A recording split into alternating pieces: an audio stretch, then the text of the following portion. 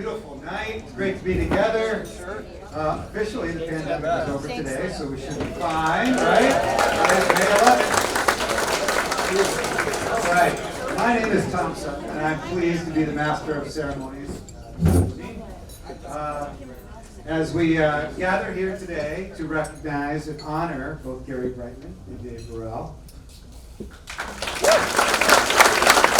With the 2023 Distinguished Citizens Award, we are also joined together tonight to help celebrate one of the nation's strongest youth programs, Boy Scouts of America.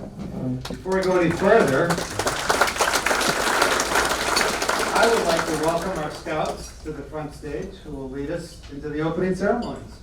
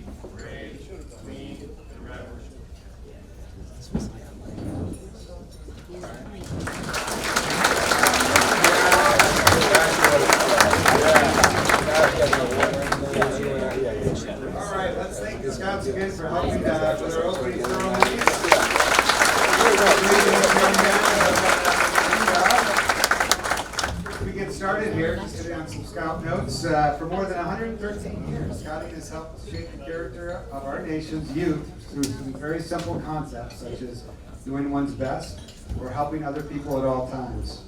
Over the years, the Scout Oath and Law has been recited more than 100 million times. Think about that, 100 million young people learning the same basic lessons on how to be a better person.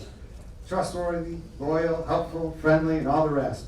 For Scouts, however, these simple words form the foundation on how to live a better life, one that develops your character and helps them to grow into community leaders we can all be proud of.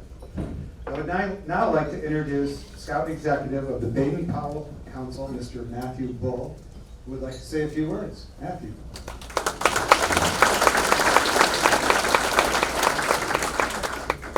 Please be seated. Thank you. As we all know, Scouting has been an integral part of the American culture for over a century, 113 years. It's helped shape the lives of countless young people and instilled in them the values that define us as a nation. At the heart of Scouting are the principles of honesty, integrity, and respect. These are the same values that have made America a great nation, and they're the values that will continue to guide us towards a bright future. Scouting's not just about camping or hiking or building a campfire or earning badges. It's about character development. It's about leadership. And it's about something that I think we can all relate to, especially if we're in this room tonight, and that's service to others. Through Scouting, young people learn to be responsible, trustworthy, and self-reliant. They learn to work together as a team, to set and achieve goals, and to be good citizens in their communities. These are skills and values that will serve them well through their lives, regardless of what path they choose to follow. Scouts understand the importance of giving back to their communities and helping those in need. Whether it's through volunteering, fundraising, or disaster relief efforts, Scouts are always ready to lend a helping hand. These principles are fundamental American values, and Scouting has been promoting them for over a century. Dave and Gary are prime examples of the values that Scouting instills in young people. Their leadership is rooted in honesty, integrity, respect, and service to others. And they're a role model for inclusion. Their commitment to these values have made countless impacts and an indelible mark on our community, and they're an inspiration to us all. Dave, Gary, thank you for allowing us to honor you both.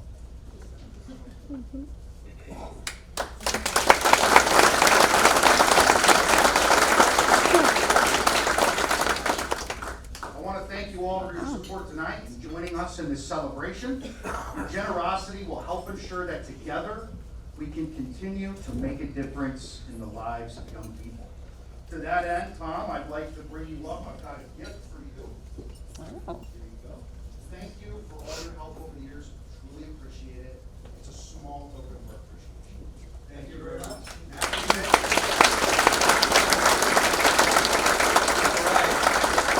All right.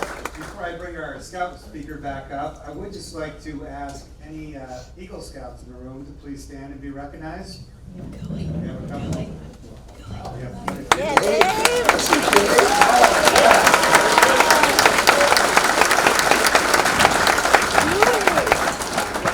It's fantastic to see how many have earned Scout's highest honor. I would now like to welcome back Scout Nicholas Flynn, who has a few words to share with us. Nick, come on back up. Thank you.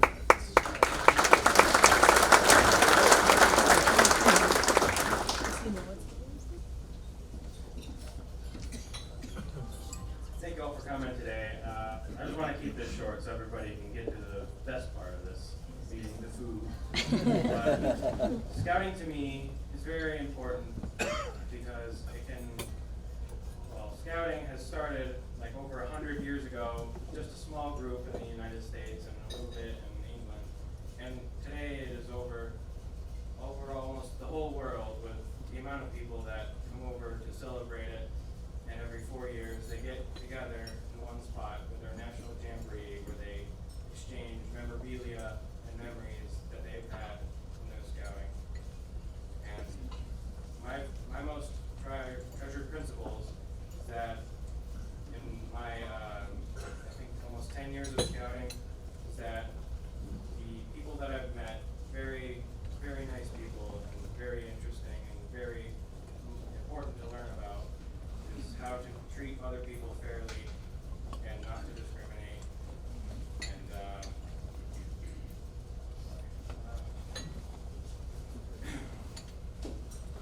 Good ones. Yeah. it's all off the cuff here. Tell us about your Eagle project. Tell us about your Eagle project. Well, my Eagle Scout project was to replace the Welcome to Green sign of my hometown that has been up there for almost 60 years and was very, very out of shape when I was looking at it and living around there for probably almost my whole life. So, like a couple years I spent planning to start my Eagle Scout project. I had no idea what I wanted to do, and then I realized that that sign was up there the whole time, and it was ugly looking, and it made the town look like it was still in like the 1800s. So I took it upon myself, and I took help from all like the scout troop, and anybody who would want to volunteer or donate supplies or money or what have you to help me replace probably the cornerstone of our village. So now when you go by Green, you'll see that brand spanking new sign.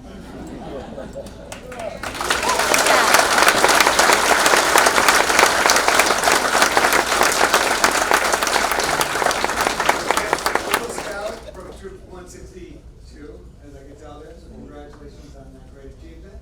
Thanks for joining us tonight. A little gift here for you for doing that. Once again.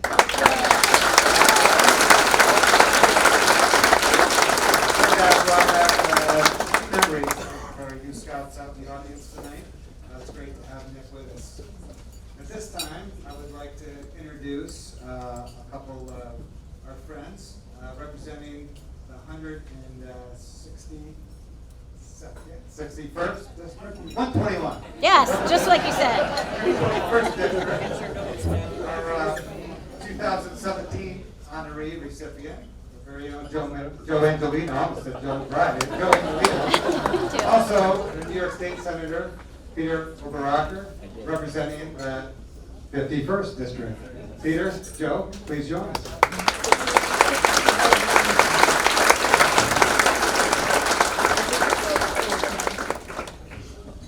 There were a lot of numbers there, I know. Yep. So, I don't know, people. I don't know if my friend Peter Oberacker really, he's new to the area. We had Senator Akshar for many years. This is Peter's first term representing Norwich in this part of Shenango County. So, I'm gonna tell Peter a little bit about tonight's awardees. There was nothing in Norwich that didn't happen without these guys behind the scenes. A lot of times it was monetary, but more times than not, it was their skills, their persuasion, the equipment they owned, the businesses that they ran. But one of my most fond memories is both of you guys on the sidelines during high school football, the chain gang, and George up in the stands, up in the monitor's booth there, yelling at them, making fun of them. And I think even a few times, George even had them buy hot dogs for the entire stadium. They probably already did that, is the fact of the matter. Everything that has been good in Norwich for the last, my whole generation of life, has been from these two families together.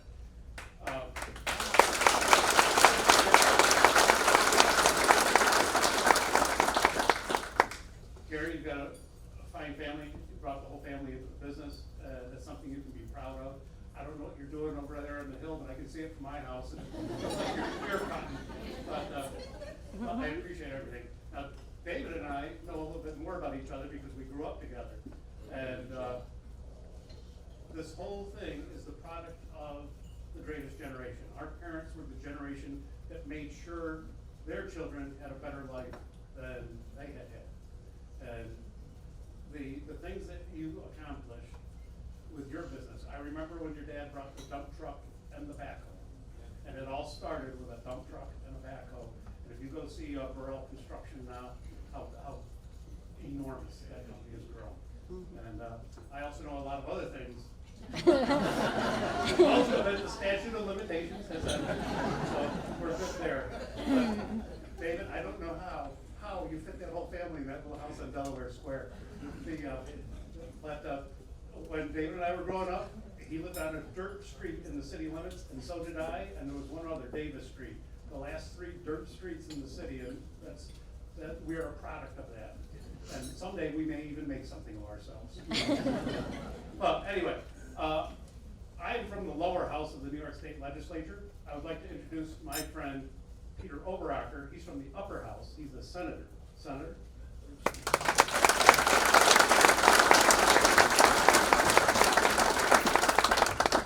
Good evening and thank you, everyone. You know, one of the things I've learned about public speaking is that if you're not quite in or as good as or even better than those that have come before you, you're better off to keep things nice and short and sweet and to follow in my sentiment, Joe Angelino, and our scout, our Eagle Scout. I'm not even going to attempt to try to outdo them when it comes to oration. The only thing I can say is this: in the short time that I had a chance to meet both our awardees tonight, I can tell you this. There was an old saying: if you want something done, find a busy man, and they'll make it happen. And I could tell by all those that came up and were greeting them, were smiling. Some of the stories I heard, I won't repeat. It proved that in these communities, they're gems, and they're busy, because they want to accomplish things. And I'm telling you, when you want something done, find a busy man. So for that, I will say congratulations early, And I will now defer back to my assemblyman, Joe Angelino, to continue this exceptional oration job that he is doing. And thank you all. So I think last year, we have the reigning champions of Boy Scout honorees. We have the Bayos here someplace. Where's Frankie? Right there. they are. Hey! Yes. And you are standing up. Well, he just saved the Bayos, they were selected in 2020, and we all know what happened then.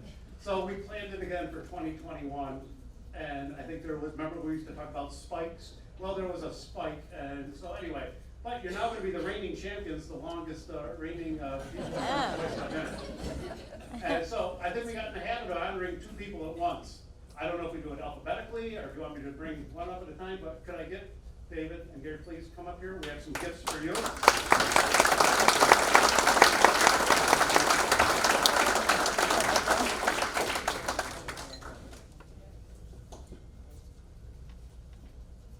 So we have, these are actual honest-to-goodness resolutions that had to go on the floor for a vote in front of our colleagues. I don't know what happened in the Senate, but in the Assembly, it was unanimous. But, so we're going to present to you, just want to make sure I get the right ones here. A New York State legislative resolution, and there is a whole page and a half of whereases, and I'm not going to bother everybody with that because there's food coming, and I heard what the Eagle Scout said. This is not the best part. But, David, congratulations, I'm very proud of you.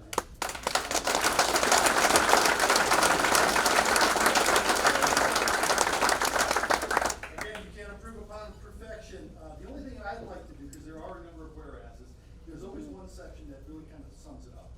And it says, whereas it has always been the objective of this legislative body to honor and support those individuals who have displayed their commitment to the betterment of their communities. And it is the intent of this legislative body to inscribe upon its record this tribute to Dave and to Gary.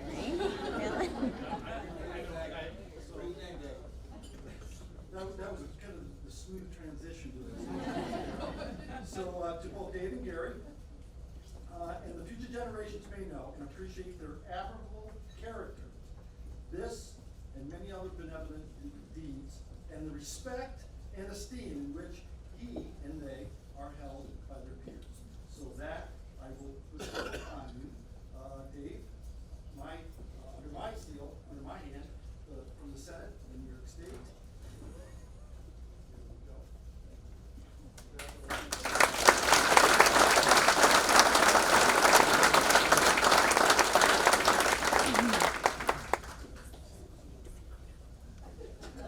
We did rehearse it. Never do doubles again. They need glasses. Thanks, John. Thank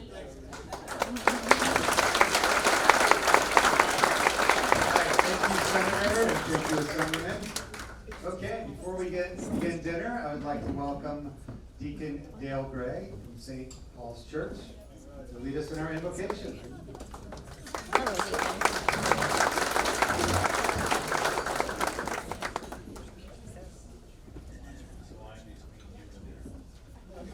Long or short version. So let us pray. God, our loving Father, we thank you for this day and its many blessings. You are the source of these gifts and the author of this, all that is best and beautiful in our creation and our life. We thank you for this day as a helping to inspire these scouts who have been faithful to their pack, their family, and especially to you by seeking to do their best. As these scouts again gain deeper appreciation for the world in which they live and the people they are called upon to serve through scouting, may their reverence and respect for you also grow stronger, so that they may always be prepared to follow you faithfully. Dear Lord, as we present these awards this evening, let them express the commitment to scouting, community, and to faith. We pray that this award is a motivation and inspiration to others to continue the pursuit of everything. Help us to remain faithful and grateful to all you do for us. Inspire us to realize that we are partners in your work you wish us to do. Watch over in a special way today anyone who is hungry, lonely, depressed, addicted, unemployed, or just in need of a human touch. Help us to remain ever mindful and grateful you have for each and every one of us, and give us the courage to respond with bold enthusiasm. We make this prayer in Christ our Lord. Amen. And now we can eat. All right, thank you very much for that. As we begin dinner, I'd like to draw your attention over the screen, which is not on yet, but it will be in just a minute. It's a slideshow put together by Gary Root. Gary told me there's about 100 pictures, about 82 of them are bulldozers. So not exactly what it's going to look like. But as you're enjoying your meal, please glance up at the slideshow. We'll be back in about 25-30 minutes. Thank you. So true. Thanks, Tom.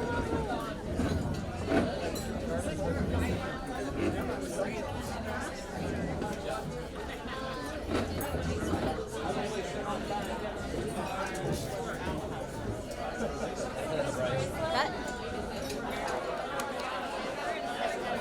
Oh my God.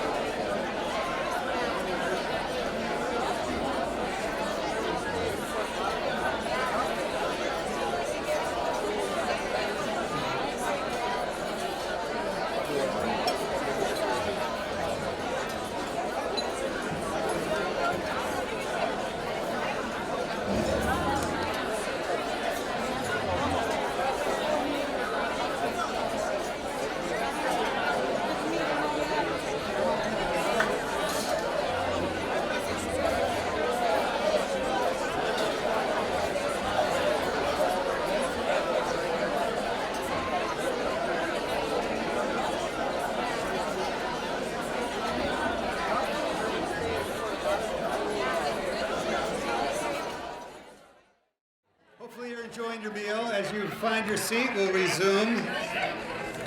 All right. So just a real quick story as we get back together here. So two people came up to me during dinner and just, kind of asked a couple questions. And so kind of answer that for the rest of the group. Hopefully you were able to enjoy the slideshow, some photos up there. And yes, as we know, locally here, Dave Burrell is a very big deal. But to answer those questions, no, he was not personal friends and did not go on vacation with John Denver. That actually is Gary Brightman back in the 1980s. You got to see some of those photos of him. Does he not look like John Denver? Full head of hair, the big 80s glasses, spot on. Actually, when I walked into your house for the first time, and I'm thinking, oh, they're big fans. They got framed photos of John Denver all over the place. All right. So, that's true. All right, so I'd like to extend a special thank you to those individuals who served on the dinner committee. They have worked tirelessly to help organize this event. Really a lot of time, effort, energy went into making that work. So I would ask anybody present that's part of the dinner committee this evening, if you could please stand to be recognized.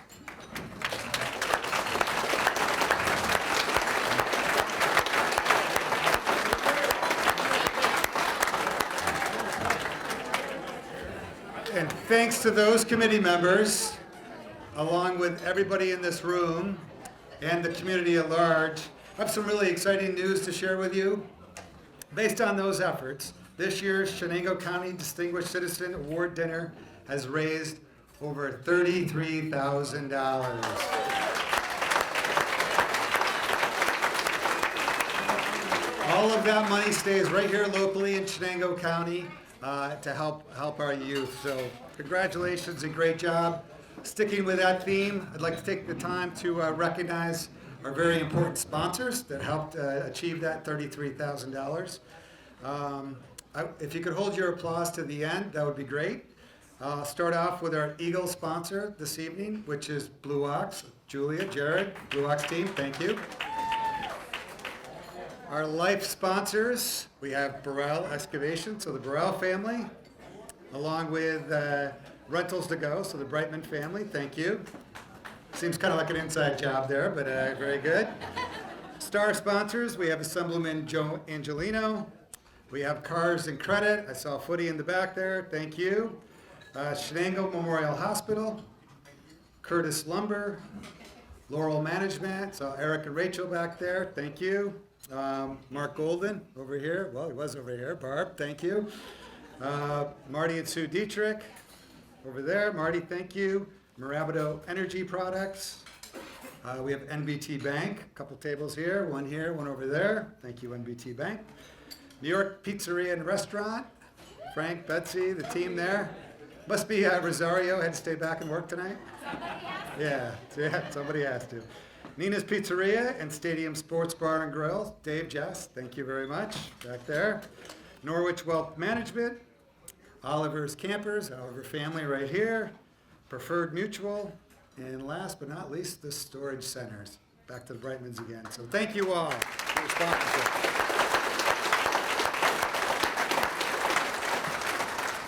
Okay, this is the 36th year of this award being given to outstanding citizens of Shenango County.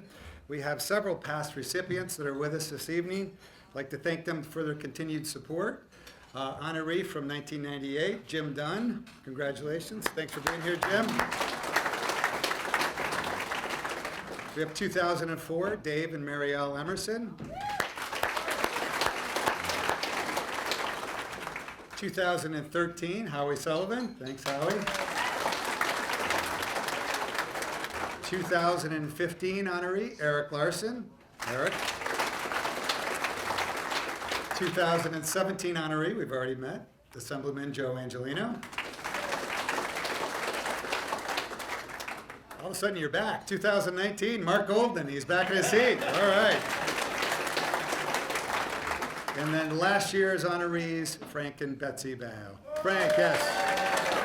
3 years running, yes, 3 years running. Thank you for your support, and at this time, please join me in welcoming Gary Brightman and Dave Burrell to this very distinguished list.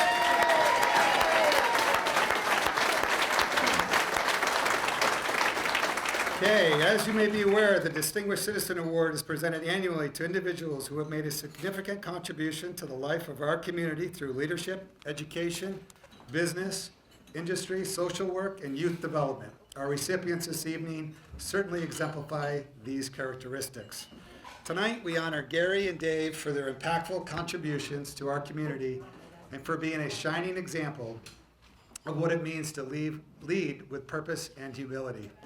Your dedication and commitment to helping improve our community inspires us in many ways, and on behalf of all of us in this room, we express our heartfelt gratitude for your service. I've had the pleasure of knowing both Gary and Dave personally and professionally for the better part of 30 years.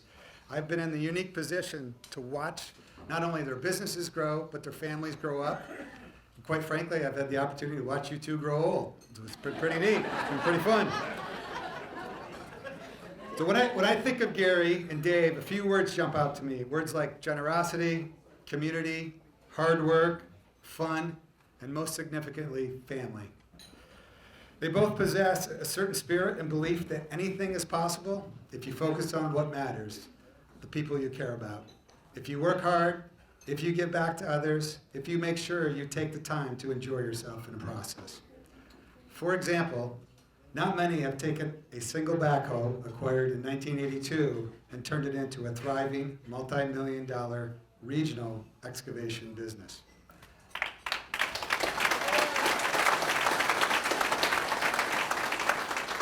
Not many started by selling apples out of the back of a pickup truck and turned that into owning multiple businesses operating in multiple states. As a matter of fact, today, RTG is one of the fastest growing businesses anywhere in the area.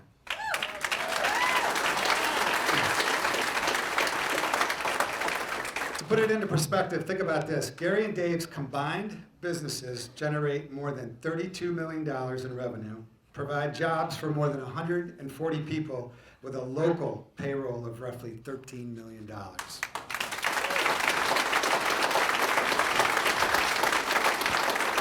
Dave and Gary were both raised locally here in Norwich. They were friends growing up during their school years, and interestingly, were each other's very first business customer. Fun fact right there. In 1973, Dave's dad founded Burrell's parking lot service as a means to create additional revenue for his family of 8. As the family's youngest son, Dave became more involved with his father's growing business and ultimately bought it in 1982. Dave changed the business name to Burrell's Excavating to reflect his ambition to expand the company. His first steps were to build this is no surprise, build a larger shop, purchase a new, bigger backhoe, and hire his first full-time employee. David realized his dream of expansion in 1990 when the company incorporated and became fully bonded. From a team of 10, many who remain local employees today, Burrell's Excavating, Inc. now employs 40, a testament to the family's commitment to growth and quality service.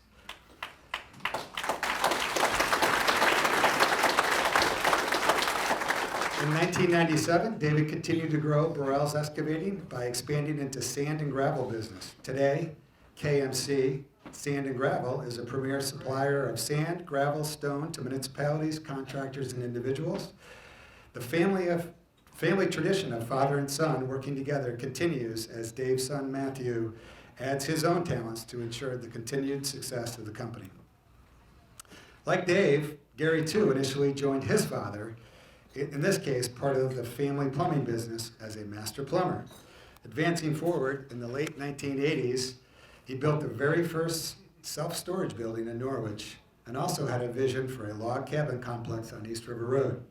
He began construction with his high school sweetheart, Holly, to house their unfinished furniture store, which I was not aware of, and Holly's beauty salon. One business venture didn't satisfy his desire, and he began a contracting business as well. One fateful day, he tried to rent a porta potty for one of his job sites. And if you know Gary, he's a real planner, so not exactly, Trudy, I'm not surprised that porta potty didn't arrive. They said he couldn't get it for a couple weeks.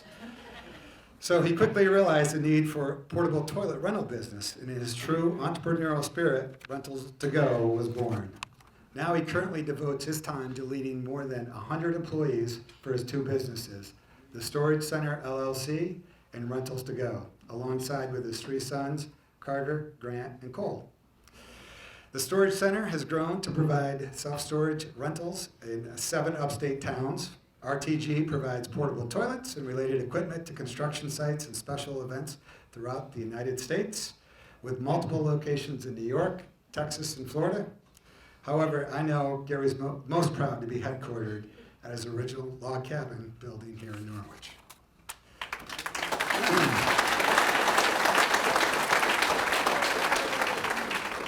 Among the tremendous business success each has earned, most impressive to me has been their ongoing generosity, ability to balance and live by the mantra work hard, play hard, and their commitment to their families. And I know personally that nothing, and I mean nothing, means more to either one of them than their families. And so from that perspective, congratulations Kim and Holly as well for this outstanding achievement.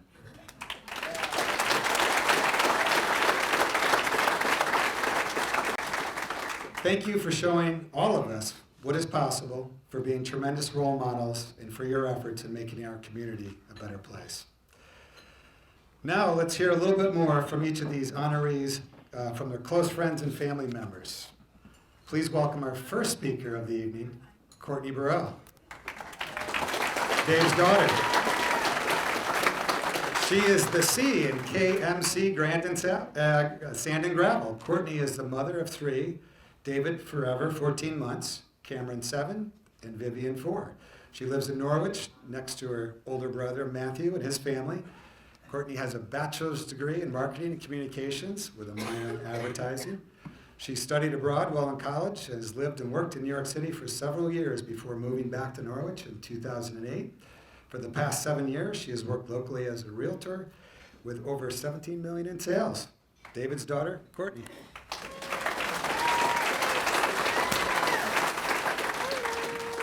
Welcome, everyone. Thank you for being here to support my father, Dave, and Gary on this prestigious award.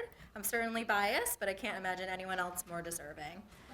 Thank you to our family, friends, and sponsors for being here. It's so heartwarming to see a packed room with so many people we know and love. My speech tonight will be short and sweet, and only because when George Carnreich was told he could only have 5 minutes to speak, I gladly offered up 3 of mine. You'll be happy with that. Maybe Dad, not so much. Sorry, love ya. Finding words to describe my incredible father have not been easy. It's hard to know where to begin. I remember being young and my dad being out till dark every night working so he could provide for his one true love, his family. He is the ultimate family man. I feel so lucky to call him Dad. He's my everything, and I just love you so much. My dad has always looked out for the little guy in business. He started small, and through drive, ambition, and love for his family, built an empire. Burrell's began in 1984, and today employs 40 people, 14 to which have their own work trucks, and we have 6 KMC Santa Gravel beds. He's a man of his word, and I believe a lot of people in this room can also say that about him. I could probably get a show of hands. Who has called Dad maybe for a question or help in the past month? Anyone? I bet he helped. Oh, yeah. He always showed my brother and I the most insane work ethic. Any task he would give us, usually cleaning something, he would say, if you don't do it right the first time, you'll do it again and again until it's done right. So just do it at 100% the first time and it'll be over faster. Always telling me work smarter, not harder. Also something I'm sure most know about my dad is that he's a clean freak, in the best way. When I had my son David and was in Philadelphia, he would just go to my house and start cleaning. Start cleaning my ovens, cleaning my garage. He's just so considerate, and even in that moment, he wanted to help me but didn't know how. I actually may need you to come over and clean my stove again soon. He would never miss out on a volunteering, and that's just exactly why we're here tonight, to award just that, commitment to this community. Just this week marked 15 years for delivering plants for hospice. We provide trucks, drivers. Dad has since passed the reins down to my brother, Matt. I delivered flowers to Green yesterday, and also Mom and my sister-in-law, Alicia, helped with the hospice sale as well. Other volunteering has been Chenango County Fair, tractor pull, providing equipment, grader, roller, water truck, crew for over 20 years. Supporter of Chenango Memorial Hospital Foundation, and I say this all the time that like Dad and Gary brought Santa back to town. I mean, who's more deserving of award? Someone that brings Santa back, right? Again, along with co-honoree Gary, they worked together over a decade ago to bring Santa's Igloo back to downtown Norwich. And I believe after the first year, Santa complained maybe he was a little cold, so Dad and Gary set up a whole propane fireplace, right? So he wouldn't be cold, right? It was probably Mrs. Claus complaining. Oh no, I lost my train of thought here. They put that together still. Each Christmas, you'll see Dad and Gary's guys down there. Annual supporter of Gus Macker 3-on-3 tournament, put on by the YMCA, supporter of 26 years, St. Paul's Church, Holy Family School. Without hesitation, they will lend their support if needed. And then one last thing I'll add is that Matt and Dad were watching my son Cameron play t-ball last year, and they're like looking at the field, and the grass is so high they can't even see the ball. Like, it's just anything but perfection, this field. And I think within like a week, Dad's and Matt's employees were down there, and I don't know if you've seen the new baseball field at Weiler Park, but that was all done for free. Not, expecting any money, but just looking at something and wanting to perfect it. Let's see, my dad can look at any situation and figure it out. He's my guy. And probably I would say at least 10 people in this room could say, like, he's my guy. His cell phone literally ends in 911.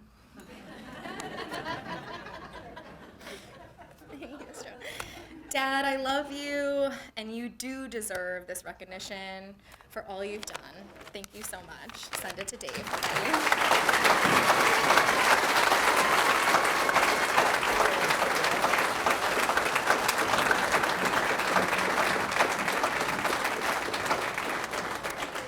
Thank you, Courtney. Okay, our next speaker is close friend and colleague of David's, George Carnwright. When it comes to someone that can speak to David's commitment to community and being a distinguished citizen, it was evident that George would be a perfect fit to speak to the countless acts over the years that David has dedicated to the community. George and David have been best friends going back to the 9th grade at Norwich High School. As a fellow business owner, George has been witness to the dedication and generosity that David has devoted to this community. George is also a Norwich native and is owner of Carnwright Construction.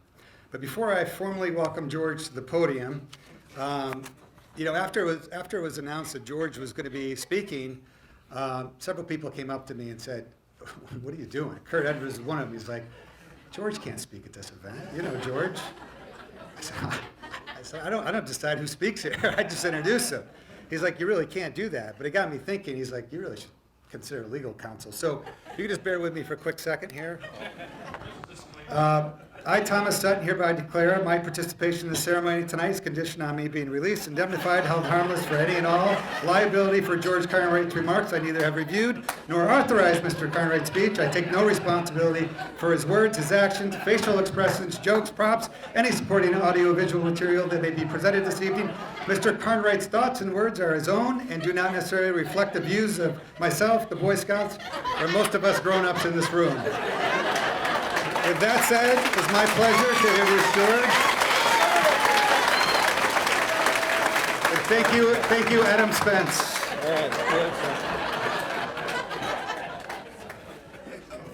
Well, I think the senator said it right. The longer you wait, the worse you're going to be, because that was pretty tough to top right there. Good evening, everyone. It's an honor for me to speak for Dave. Wish I could speak for Gary as well. I've known these guys pretty much my entire life, and matter of fact, I sold David his first building, which he bought the land off Gary Brightman, which I sold Gary Brightman his first storage building, which Gary wishes he still had that land that he sold to Dave so he could do the Dutton Ranch over there at Yellowstone. It's, they told me I had 5 minutes to torture you people with 50 years of memories. Well, it all started Norwich Little League. I played at Flanagan Field for GLA. David was of the Norwich Shoe. Companies are all gone that we used to play for. And anyway, David, they'd always find a spot for the kid that was the most ambitious and put him behind the plate. And that's where David was, the catcher. Oh, he would reach out and grab the ball before it crossed the plate. And of course, I was the batter. And here's David. Swing batter, swing batter, swing batter, swing batter, swing batter, swing batter. I go, look at that guy. What is this guy? Your mama wears army boots. He's on every line in the book this boy used. So, needless to say, we didn't get along too well in Little League. Coaches always put the troublemakers behind home plate. And his dad, Doug Burrell, was making sure put him behind the plate. It's the only place you could control him. Well, Dave was busy. Well, going back after Little League, he'd take his uniform off, his Little League uniform, and he'd put on his Lancer outfit. Does anybody in this room go through the Lancer? I know Jim Oliver was a Lancer. Where's Jim? Joe, were you a Lancer? Fight. Well, Jim and Fran Wallace did the Lancers, and Doug Burrell says, you gotta do this. Dave didn't want to become a Boy Scout. He wanted to play with guns. Well, here's a picture of, I think it's Dave, a Lancer for life, it says. It's got his name on it. We dug long and hard for it. I'm going to just pass this around the room, and everybody can take a look at this Lancer. It's amazing.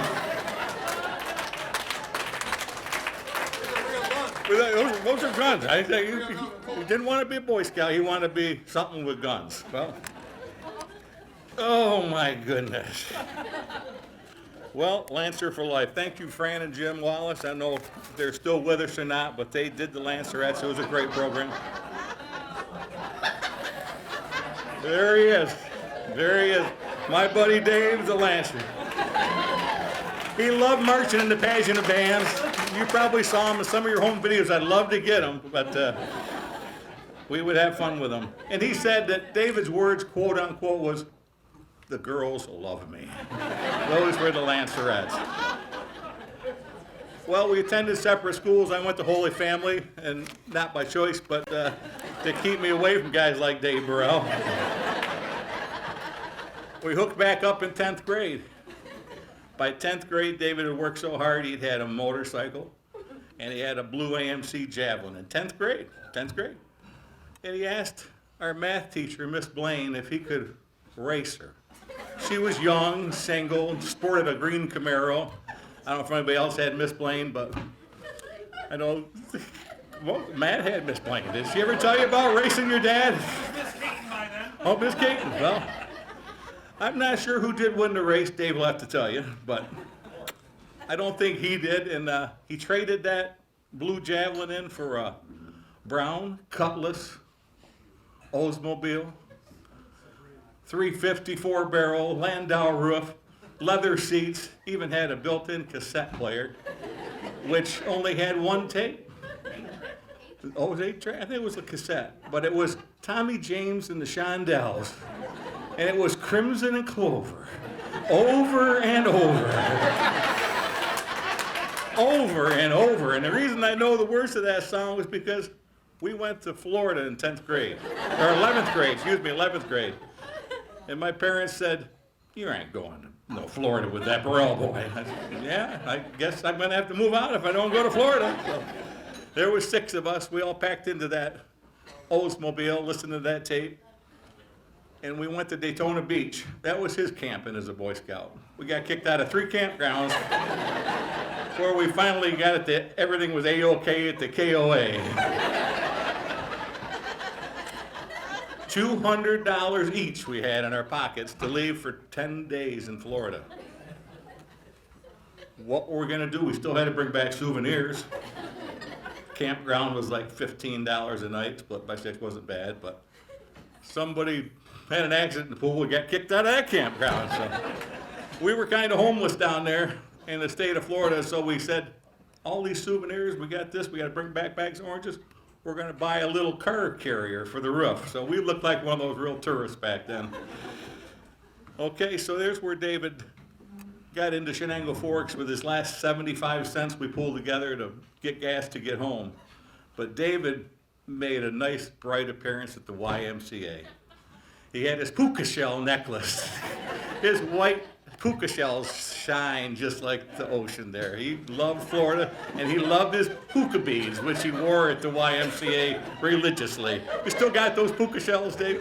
You got it, okay. I bet it's like my shirt, it doesn't fit just right anymore. Someone asked me at the bar if I wanted the shot. I said, yeah, Ozempic, or whatever that weight loss thing is. I don't know if I told you about Dave working at the Big N.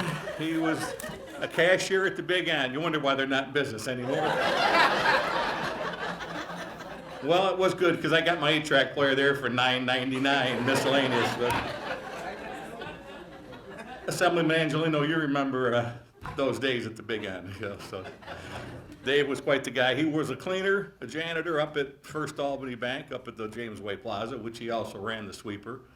He did everything. This guy was just like they had him in the catchers. They put him behind home plate so they could control him. Going down a little bit farther in life, we ended up decided that we're going to burn coal.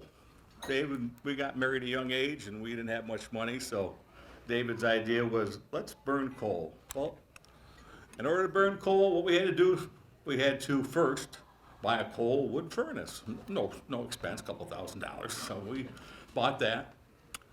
Then we said we got to do a hatchway to get the coal furnace into the basement and get the ashes out, get the coal in. Another couple grand, so. And we said, oh, we got to drive to Pennsylvania with that truck that was only registered in New York State, Joe. And went down to Scranton and got a 15-ton of coal. Step number 4 was go to my house first, drop off half the coal. Well, we replaced my neighbor's driveway and sidewalk after getting the truck stuck in my side yard. But we saved a lot of money burning coal.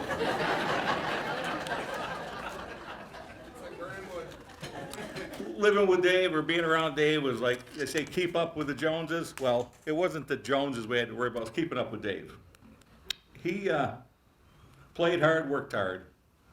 He sees a 4-wheeler and says, that's what we got to have, 4-wheeler. So I had Tara, he had Matt, we each had 3 4-wheelers. We had a trailer to haul them around with, we had this, we went 4-wheeling. And of course, Dave had to be the Mac Daddy. He'd stop in the middle of the trail, big old mud puddle. He'd wait for you to come up and find out what was wrong, and then he'd throttle it up and spray mud all over you. Looked just like Gary Brightman's face in that one thing earlier. That's how Dave was. He had the fastest bike and slowest car. Going back a little bit more, Dave was a great friend. At the hospital, my children were born, he was there for both of them. He was right there with me. Had to keep him out of the delivery room, but he was right there with me. But after the 4-wheelers, we decided that Courtney came along and George III came along. We couldn't afford another 4-wheeler, so we said we'll sell these and buy campers. So we bought pop-up campers. I bought a $75 tent camper. Just a tent on wheels is all it was. David bought a Sundowner from Lynx down, I guess he bartered off some work down there for Gary Link down across from Walmart. There used to be a trailer sales place down there, for those that can remember. And we went, our first camping trip was a whitewater rafting trip. Needless to say, it was snowing. Water was high. And David gave his camper to someone else, and he came and slept in my little tent camper. So that's the kind of guy he was.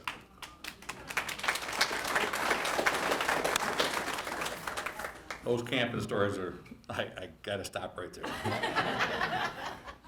Next, after the campers, we said, oh, we gotta install some swimming pools. So David got the backhoe. Of course, it's Memorial Day weekend. The pool has to be open by Memorial Day. So he's there 5 o'clock in the morning, the frost on the ground, he's digging away. We put the pool in and needed water. Guess what? Dave says, I know where I can get some water. Runs up the firehouse.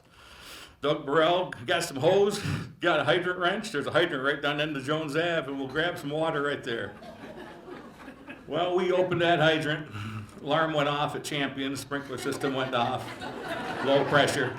That pool was done in 15 minutes. It was the brownest, rustiest, dirtiest water you ever had. But you know what?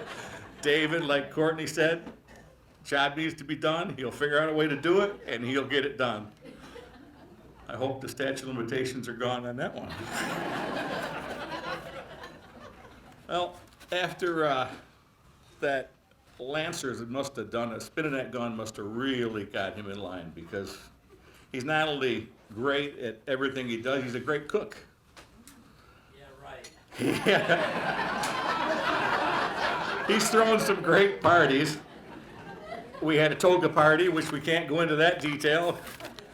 Super Bowl parties, many company parties, and David's favorite meal preparer is filet mignon and crab legs. Frankie, he still got your scissors.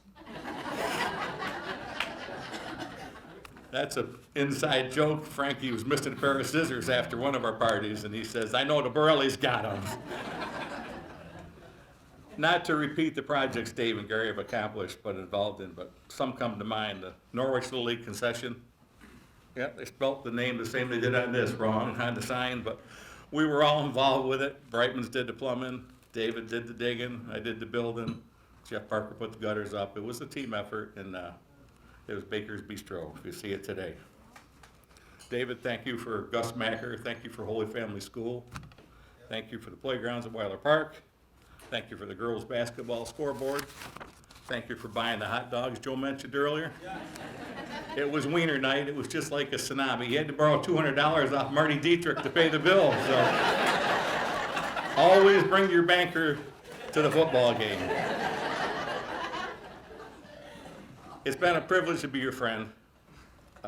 You've always had my back.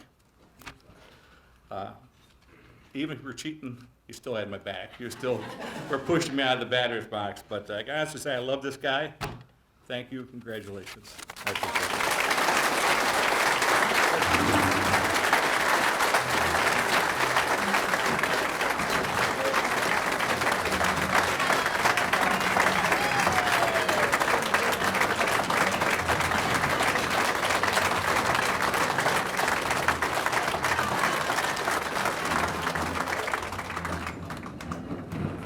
All right, thank you, George. Adam, I think we did okay. I think we survived. All right. Okay, now let's hear a little bit more about Gary. So next up, I'd like to welcome Dennis Orles to the podium. Dennis and Gary have been friends for more than 20 years. Friendship started by getting to know each other, mostly through their kids' sporting events several decades ago. Dennis is a native of Shenango County, growing up in nearby Oxford, and has resided in Norwich for the past 25 years. Started his career at Norwich Eaton Pharmaceuticals, and is currently Director, Payer Accounts Northeast at Insight Corporation, a biopharmaceutical company. Dennis would like to share just a few of the many acts of service and generosity that Gary has contributed to our community. Welcome, Dennis.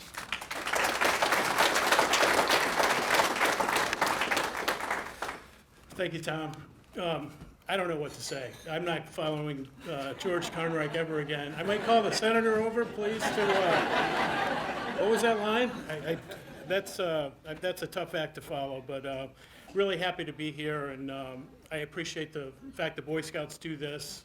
It's so appropriate, really, that these two guys are being honored tonight by the Boy Scouts, because I thought it would make sense for me to go back and sort of revisit.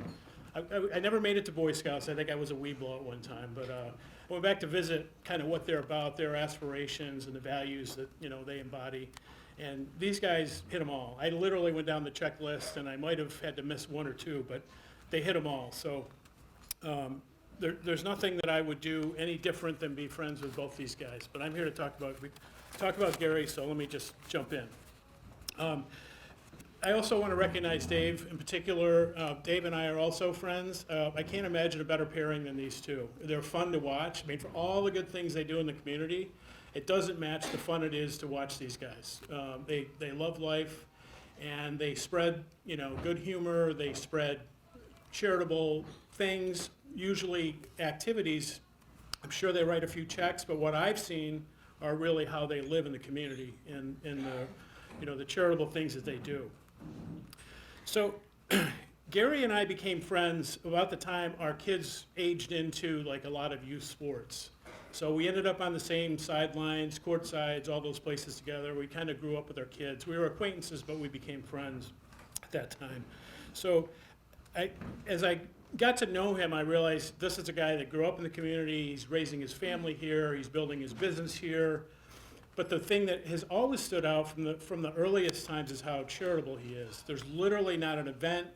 There's not something worthwhile going on in the community that somehow his fingerprints aren't on. And the one thing that I've never seen was any sort of interest by Gary. In fact, he will, push you away from it. It was never about making sure his name was on something. It was always about doing the right thing, quietly standing in the back, and you had to literally pull it out of him to acknowledge some of the great things he's done. His default setting is always, I'm going to help. And I'm probably not going to charge for it, and I don't want recognition. I just know it's the right thing to do. That's his operating system. So when your friendship is grounded in your families, like in my case with Gary, I've had a chance to kind of see behind the curtain a little bit. I've never had a business relationship with Gary, so I've gotten to see him as a family man and as just a good citizen in the community. So I wanted to share just a couple things that sort of are emblematic to me of sort of the essence of Gary Brightman. So the first thing is, Gary's very active in volunteering. As I said, I'm sure both these guys write a lot of checks, but what I witness are their volunteer efforts, the actual activity. They're actually getting their hands dirty, they're putting their hands on it, their guys are out working. And the one thing with Gary, and Dave I'm sure as well, is that it's never, we're gonna check a box and say, well, we were a good volunteer, or our people were a good volunteer. That's not the mindset. If these guys get involved, they're gonna raise the standard of whatever it is they're doing. I'll give you one example that I was quasi-involved in. A lot of our kids played AAU basketball here in town, and it's an expensive thing for a kid to be in AAU basketball. There's trips involved. There's teams paying to be in tournaments. There's a lot of expense involved in doing that. And our goal always was, let's get as many kids involved as possible, make it as affordable as possible. Let's do this well, make sure that the kids have what they need to go represent their community and develop their skills, and most important, have a good time and learn. So anyway, we're having a tournament. We would have 50 or 60 teams come into our community. That would be 500 or 600 players and all the family and parents. Thousands of people would come into the community. And Gary volunteered one year. He said, I want to do the concessions. So the concession stands in a lot of places can be anything from simple, it's a hot dog stand, you make a few $100, or you could do what Gary did, and literally it was the talk of the tournament.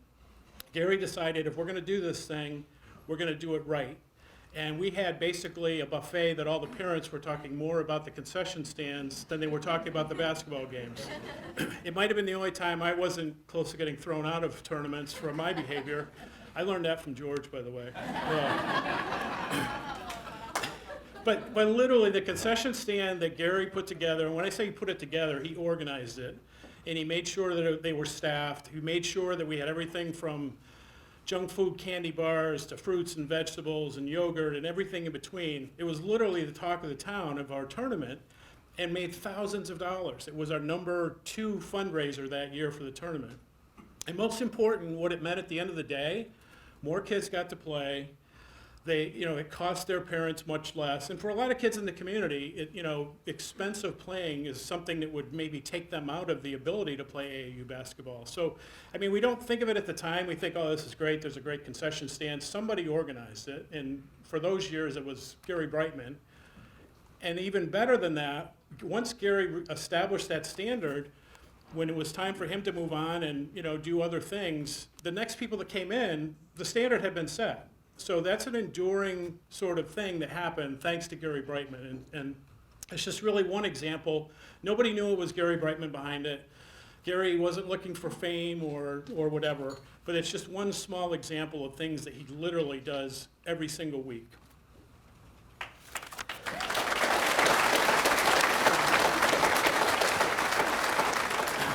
So let me tell you a little bit, sort of one of Gary's traits, and many or most of you folks probably know Gary pretty well. Many of you have known him way longer than me. Gary is a man of very few words. In fact, there are times when Gary can communicate without actually speaking. There's this one thing that he does. Our family and Sutton's family are, you know, fortunate enough, we share a property with Gary, so there's a lot of projects that get done. Gary's always the brains of the operation. He always has the tools, he knows what he's doing, and the rest of us are kind of gophers. But when things come up that aren't going right, Gary doesn't get mad. Like, I get mad, and I do things I'm embarrassed about later. Well, Gary has another approach. He just starts whistling. Tom, you probably heard that whistle, right? Wow. Yeah. And when Gary starts whistling, everybody kind of looks at each other, and they know what's going on, but again, without speaking a word, he's communicating very clearly exactly, you know, where his mind is at that time. So, another thing that he does, I've noticed this. It's kind of, you know, it's kind of funny looking back on it. So when there's times if you're talking to Gary and there's something that you're kind of just not aligning with whatever his thought process is, Gary never like pushes back and, you know, it doesn't turn into a big debate. He just kind of stops talking and he just kind of gives you this look. It's a very stoic look. He's not animated. He just kind of looks at you, and then there's this really uncomfortable silence. Like, if you ever negotiated with somebody and like you're just not, you know, getting the movement that you need, if you just stop talking, watch people start fidgeting, right? If you get really quiet like that. Well, Gary does that. So he sends these signals without ever saying a word. You know exactly where he's coming from. So that's just one other thing I wanted to say about Gary's sort of quiet way of communicating and using very few words. Another thing Gary got involved in, and Dave was part of this, it's kind of his fault, come to think of it. There was, we needed a new scoreboard during Pop Warner years. Our kids were all playing down at Alumni Field, and there was a year where we raised a little bit of money and we were going to get a new scoreboard and a new PA system, and it really made a big difference. The kids really enjoyed it a lot. It looked good for the community. But it's a big endeavor, right? It's a new scoreboard, outdoor football field scoreboard. And I had asked Gary, you know, would it be possible? Do you have the equipment? Do you have a crew? Can you help us erect this thing? Because it came in pieces and it was sitting on the end of the field. And this one night at practice, I was talking to Gary and I'm like, hey, you know, we could use some help. Is something you can do? He's like, absolutely, no hesitation, normal Gary, right? So a week later or whatever, the scoreboard shows up. It's sitting there in pieces. And in rolls one of Dave's trucks with one of his guys, and they had a crane or whatever it was. The whole thing got bing, bang, boom, got put up and installed. Gary shows up on the time he was going to be there, and he's kind of looking around, kind of wondering, and he came over. And at this point, we were more than acquaintances, but we were really early in our friendship. And Gary asked me, what's going on? You know, I said, well, good news is, you know, we got ahead of schedule. Some of Dave's guys showed up, put this thing up, we're good to go, and Gary's just like, I hadn't seen this, you know, just kind of stare at you before without talking to you. And he just looked at me and he said, I told you I was gonna do this. And I got the message that one day, I don't think I've ever told you this, Gary, but I learned that night, like, how important it was for this man. You know, he's not gonna start throwing things and yelling at me, but he made it very clear to me that I made a commitment to you. And this is something that's important to me to follow through on my commitment, and I had stolen that opportunity from him. So while, you know, obviously everybody's happy the thing is there, I learned a very important lesson. This is a man of his word, and it's not a trust that I want to break again. If he gives me his word, I know his word is as good as gold, frankly, and it's very important to him that, you know, he be given the opportunity to hold up his end of the bargain. So anyway, I learned a lot that night. I'll never forget that. It's one of those stupid little things that are easily missed, right? I've never forgotten it. It told me so much about this human being.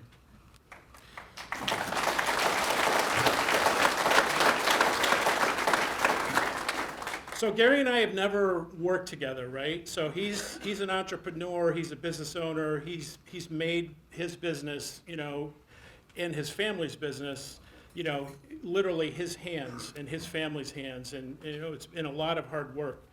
I've worked in larger organizations, and it's just a different world that we've lived in all these years. But I have had a chance, as I was mentioning, I get to see behind the scenes kind of how a lot of things work. We have a lot of fun together, and just in the course of being together and conversations, I mean, these guys are so busy, the phone rings so much, you just get a chance to observe. And one of the things that I've noticed that, you know, their business is very labor intensive. He hires a lot of people that are gonna get their hands dirty, and they're gonna do things, some of them aren't very glamorous.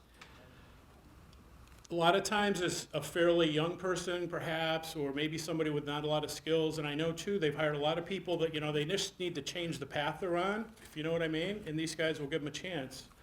And one of the things that I've noticed is Gary must have this, you know, the business model in his head, if I'll do my part, if you do your part. And I've watched him not judge people for maybe decisions they might have made in other places or whatever. If they hold up their end, you know, they show up and work, they do what's expected of them, he's extremely loyal. And it's gonna come, you know, he's gonna do things for his employees and others around him that don't have anything to do with the paycheck. It's just Gary recognizing in people that some people need a chance, and if he's gonna make sure that they know, and he's gonna do everything he can, from simple little deeds like, you know, gifts and, you know, bringing pizza or whatever it is, he makes it very clear, and he's extremely loyal, the same way he is as a friend. I'm proud to call Gary my friend. So just a final thought.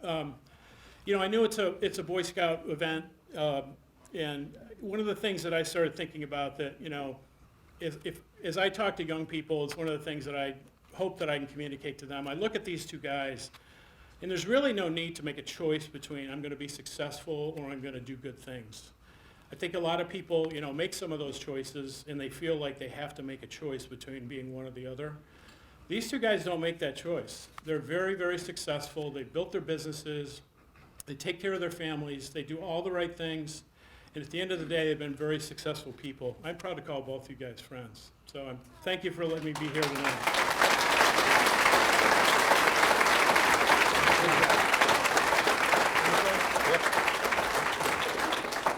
All right, thank you, Dennis.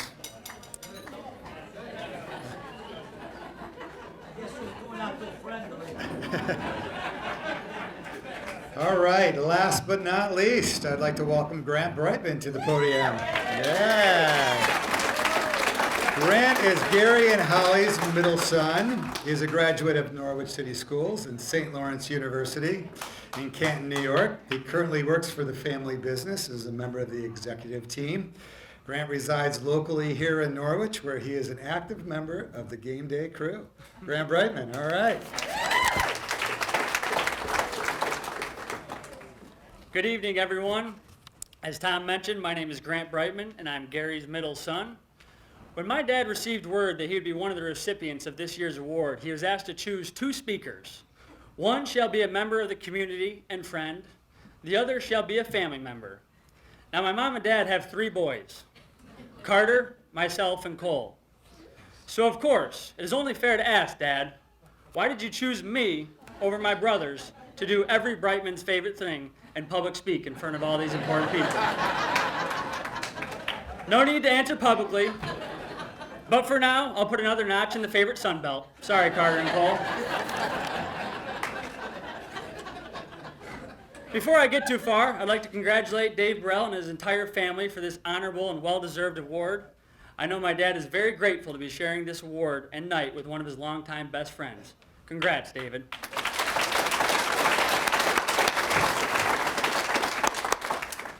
Next, I would like to thank Dennis Orles for coming up and saying such kind words about my dad.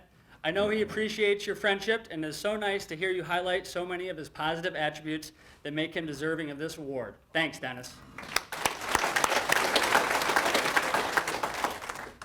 When I started to think about the Distinguished Citizen Award, past recipients, and my dad, I asked myself, what do all these people have in common? In my opinion, what separates my dad and previous recipients from others is the gift of giving. My dad has given to his family and community since way before I was born. The best part about this is I've been able to firsthand experience his giving ways for the past 28 years. To be completely honest, he and my mom have been so generous to me over the years, it's taken me 28 years to move out of their basement. Thanks, Mom and Dad.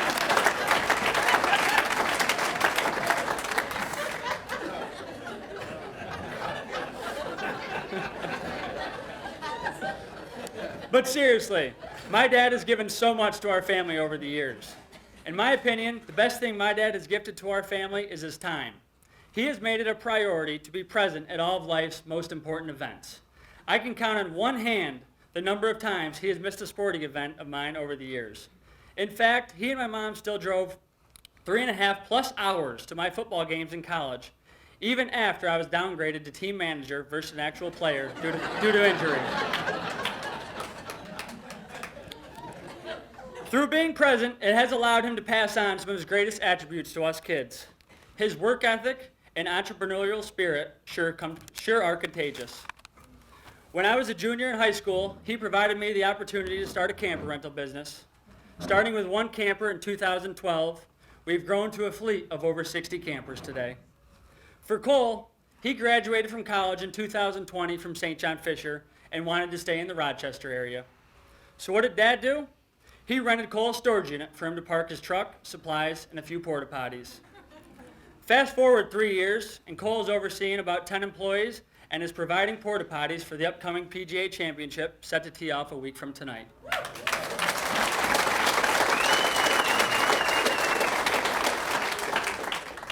For Carter, Dad supported his dream of launching his own trucking company called Brightman Trucking, LLC.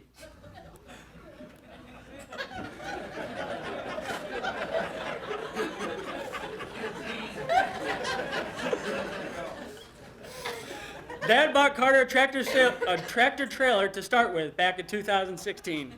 And through Carter's hard work and determination, the fleet grew to about 6 trucks and 15 or so trailers until the business ceased its operations in 2019. Keyword seized. My dad probably would tell you that he's never lost more money in business than the trucking industry. Carter's redeemed himself, though, with a few positive ventures in more recent years. I don't want to go into too much detail, as we still need him to fit through those doors as he walks out tonight. Needless to say, the common theme throughout all of this is Dad's support to us boys. He has supported us to take an idea and turn it into a reality, regardless of the outcome. There are very few people in this world that have had such a positive impact in their kids. It may be common for children to be involved in a family business. However, it is uncommon for all the kids to join together with their parents. Dad has made the Brightmans uncommon in such a positive way.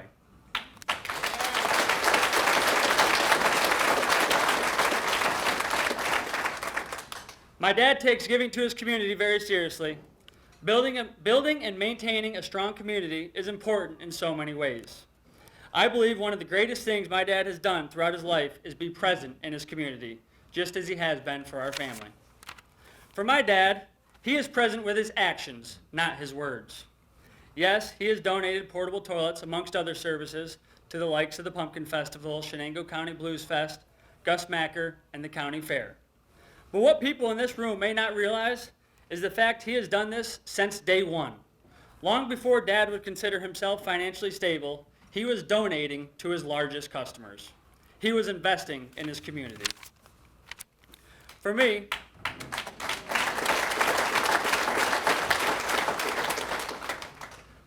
and I think I speak for my brothers when I say this, having a father that puts his community before his pocketbook is truly inspiring. The idea of giving to the community is something my dad started at Rentals to Go, and through us kids will continue for years to come. In closing, I have been so fortunate to live and learn from my dad for the last 28 years. He has poured his heart and soul into making a lasting impact on his family and community. Dad, I am so proud to be your son, and congratulations on being one of the recipients of the Distinguished Citizen Award.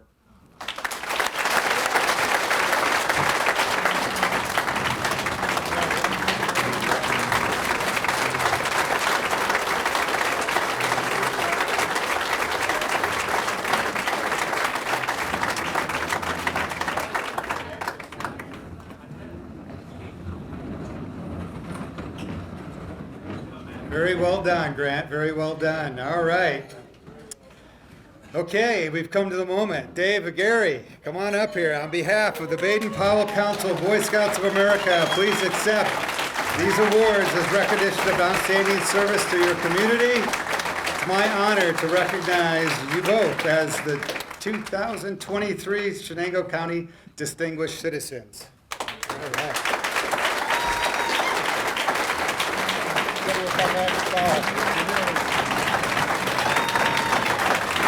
Good evening, everyone. This is going to be a tough act to follow after Grant, that's for sure. But we'll do our best. I'd like to start out by thanking Boy Scouts and the nominees committees for choosing Gary and I. I'd also like to thank Courtney for meeting all the committees like Grant so I could stay at work. Appreciate that very much. I also thank the community for having trust in Burrell's Excavating to do work here in the community. We take it very seriously. We try to do everything right and help people out. There'll be a lot of ums.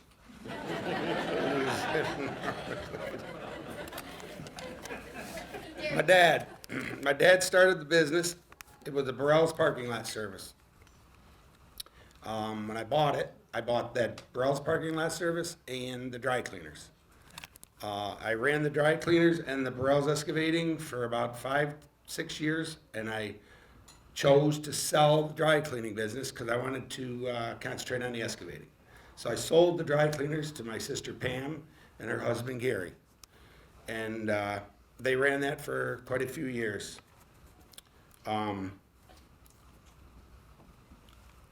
In the business, when I bought the business from my father in 1984, I had a lot of part-time employees. Steve Crawford was one of them. We hired a lot of part-time help, firemen, police officers that had 1 day on, 2 days off type of deal.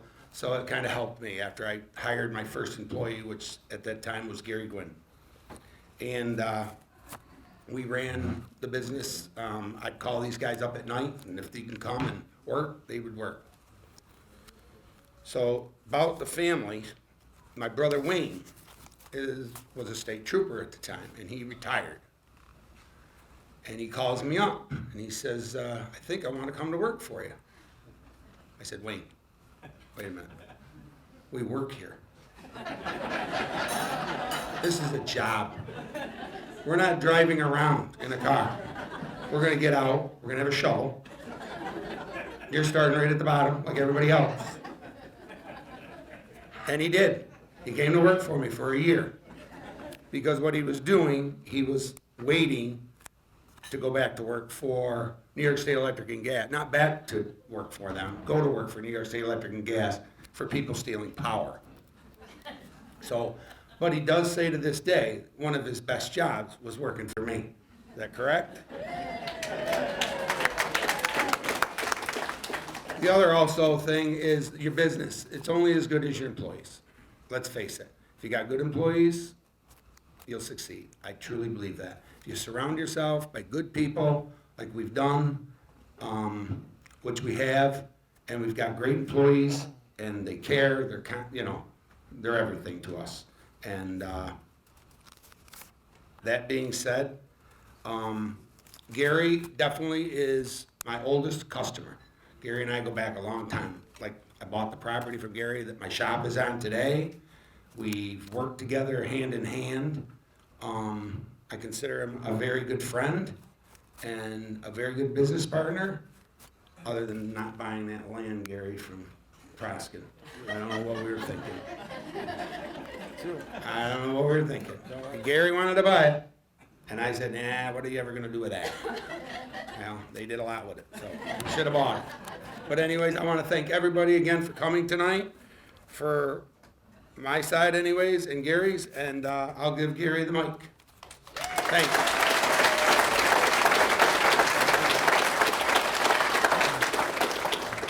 All right. I promise I'm going to keep this short. But I do want to say, Cole just told me that we did hire an Eagle Scout today, which starts next week.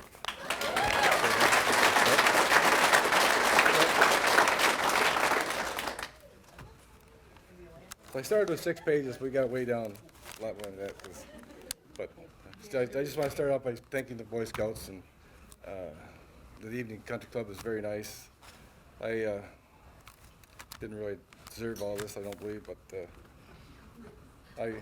here we are. But then I want to thank everybody that spoke. I'm not really sure who they're talking about, me, but that's very nice. But I just do it, and I just love doing it. I just think the community is such a nice place, and if I put back to it, the community put back to me, and it should be a good fit. So we tried that, and this worked out very well. I got to think, but Grant said it, but without my family right now, we wouldn't be doing anything.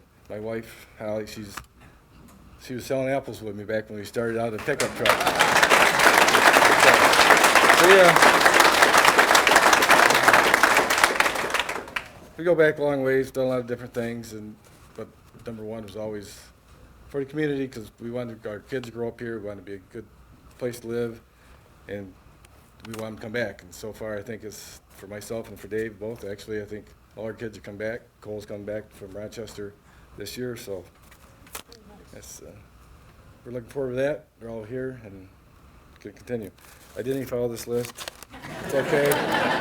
It's all good. Okay. Thank you.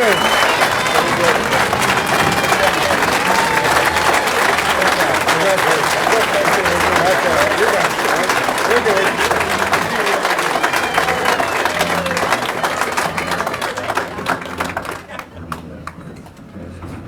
David, Gary, thank you for those eloquent comments. We're excited to have you as part of this very select group. So once again, that kind of wraps up today, this evening. Thank you very much for being here. Thank you for supporting the Boy Scouts, for all the efforts and contributions you've made. I would like to welcome backup timeout. We have a 30-second timeout. Oh yes, yes you do. Yes you do.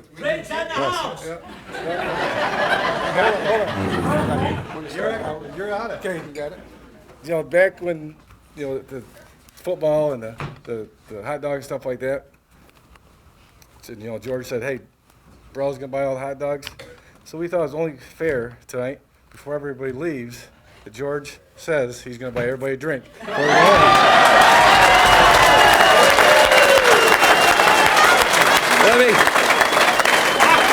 The night I was with Howie Sullivan, we were on the sidelines, it was raining. So I said to George, Marty was in the booth, Rick Marabito, so I get, hang on to my wallet, because it's going to get soaked out there. I'm running the change in there in a nice warm booth. Go figure. So all of a sudden Howie goes, man, Dave, that was really nice of you. I looked at Howie and I go, what? You didn't hear that? I go, no. Hear what? He said, you just bought hot dogs for everybody. I go, what? He goes, look at the stands. They're clear now? I said, you're kidding me, right? No. So, and it was true. When I got done, he goes, it's senior night, it's wiener night. And there's no bigger wiener than Dave Burrell. That's his exact words. So, I had to go to my good friend Marty and say, you gotta help me out, because I only got like $200 in my wallet. And everybody's buying hot dogs, right? So the lady in the booth, the stand says, next time you're gonna do this, you gotta let us know, we'll cook more dogs. I said, no. That's exactly.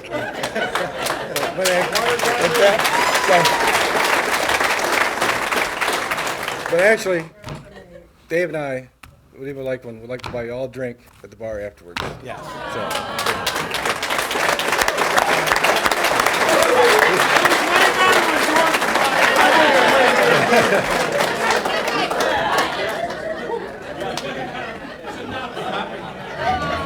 I for one, Gary, plan to take you up on that offer, so I'll see you out there in a few seconds. All right, so once again, thank you very much for coming. Appreciate it. I want to welcome Deacon Dale back up for the benedictions. Dale?